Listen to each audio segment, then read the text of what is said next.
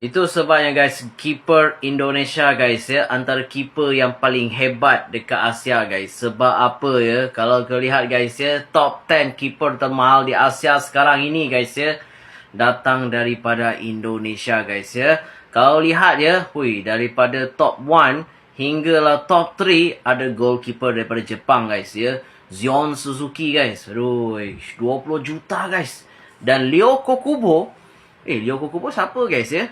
Daripada Jepang juga guys, 5 juta. Dan Yohei Takaoka, 3.5 juta guys. Memang dominasi pada Jepang guys ya, daripada goalkeeper memang bagus. Tapi nombor 4 guys ya, come on, from Indonesia, Emil Audero guys ya, 2.8 juta. Dan Brandon Nozawa guys, Jepang lagi guys, 2.5 juta guys. Memang dominasi Jepang banyak guys ya.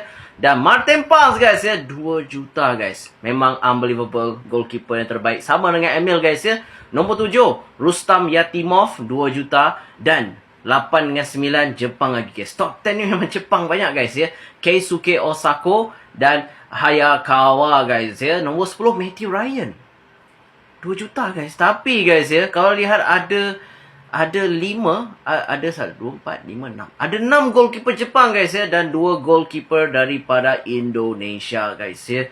Tapi kalau lihat kan, Jepang dengan Indonesia memang dominasi lah untuk dalam keeper yang termahal di Asia guys. Terus terang guys ya, pilihan aku tetap akan Indonesia guys ya. Tapi pilihan kalian siapa guys? Untuk goalkeeper yang termahal ni. Kalau aku, Emil Audero, Martin Paz.